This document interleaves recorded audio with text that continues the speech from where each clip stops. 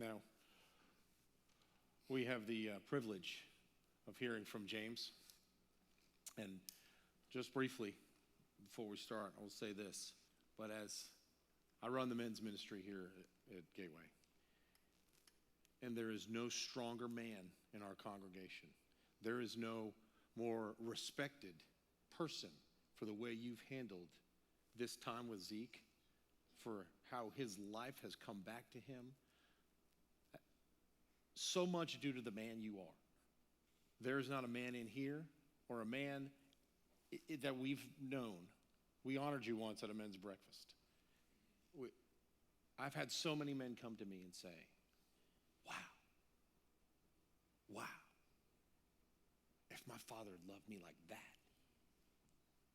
wow. That's impact that never dies. Would you all please welcome James Smiley.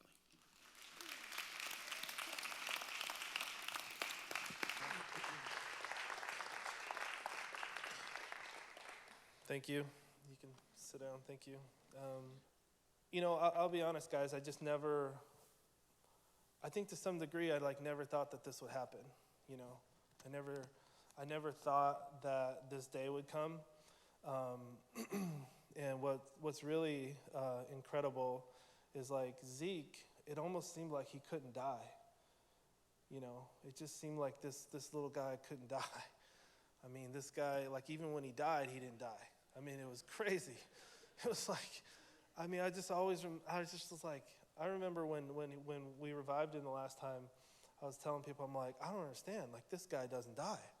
I mean, he it doesn't matter what the issue was or what the issue, what was going on. He just always seemed to make it. And I was just so honored to be his dad and to be a part of his family. And so it was weird. It was on one hand of my life, it was a split personality where I thought, this day is never going to come, This day is never going to come. And I just thought, and it wasn't like I was blocking it out. He was just so incredible. He just always made it. And I'll be honest, I just wanted to be honest and transparent. Then, 10 minutes later, an hour later, I would think and struggle with thoughts I've thought, this could be I'm a dad who plans a lot, probably overthinks things, strategizes about everything, every option out there. It's kind of weird, but that's how I think. And so I'd always think, well, what if Zeke died at 2? What if he died at 5? What if he died at 1? What if he died at 6? And so I'd always think about this, and I'd think about, what am I going to say? And that's what's just crazy is here I am. Here I am in front of y'all, and Zeke went home. And the thing that made me always think about this day was, when Zeke was born, before he was born, the doctors who diagnosed him in the womb, they said, this is a very serious injury, and this is a very serious disease. And they just said, I don't know if the statistics are true, but he said, 9 out of 10 babies now, and maybe it's in Orange County or wherever we were, but he said 9 out of 10 babies are terminated, and he said, this is what you have to do. And, me and Lisa were already in tears because we realized it was the same meeting where you find out what the sex of your baby is. So you find out the sex of your baby, you're overjoyed. I'm like, yes, I'm having a boy. I'd already named him Ezekiel. So I was like, if he's a girl, this is going to be weird. So I remember telling Lisa that. I'm like, this better be a boy because it's going to be weird. So, so this doctor team, they pulled me aside, put Lisa in another room, me in another room. They're both trying to convince us separately that abortion's the right thing. And we're not making any political stances. I'm just telling you the truth of what happened and our personal decision for us personally.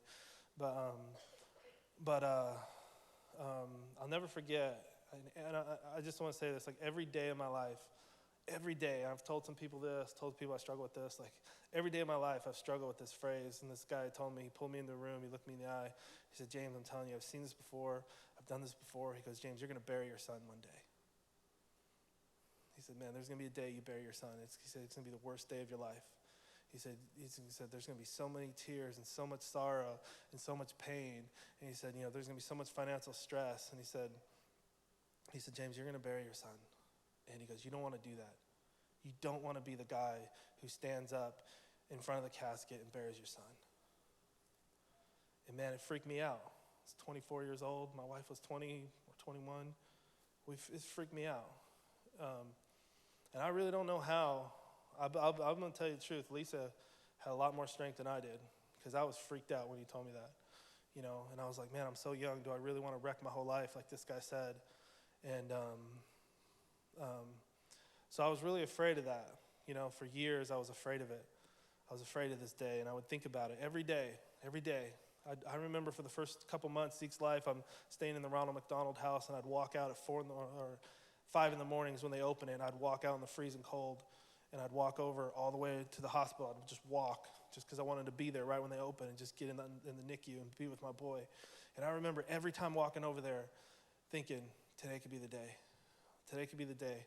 And I remember every single day, in the last year with this brain injury, and walking to go check on Zeke in the middle of the night, and I remember thinking, man, maybe this is the day. Maybe this is the day. And I remember the day that Zeke died, and I remember the first time when he died, and I remember I was trying to get to a central point where paramedics could find us, and I'm driving in the car, and I realized my boy's dead, and the first thought that came to my mind is, this is the day. This is the day that guy was talking about. And it wasn't, but I will tell you that today is that day. And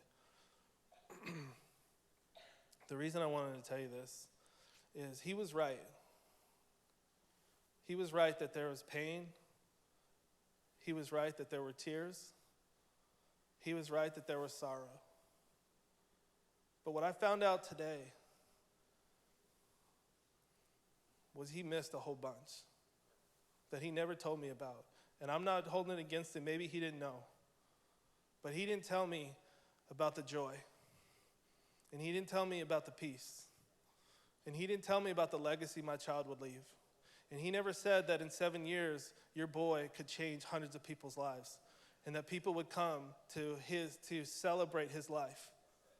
And he never said that this little boy could change the world. This little boy could change people's lives. This little boy could inspire people. He never mentioned that. And I want to tell you today that this little guy, that I had the privilege of being his dad, he changed my life. He made me a better person. And he left a legacy. He left a legacy, a little guy. 20% of his life, he couldn't even talk. And he left a legacy in our hearts. And I think it's in everybody's heart. It's in everybody's heart, to say, I want to, that's all I want in life. I just want to have people remember me. I want to live that legacy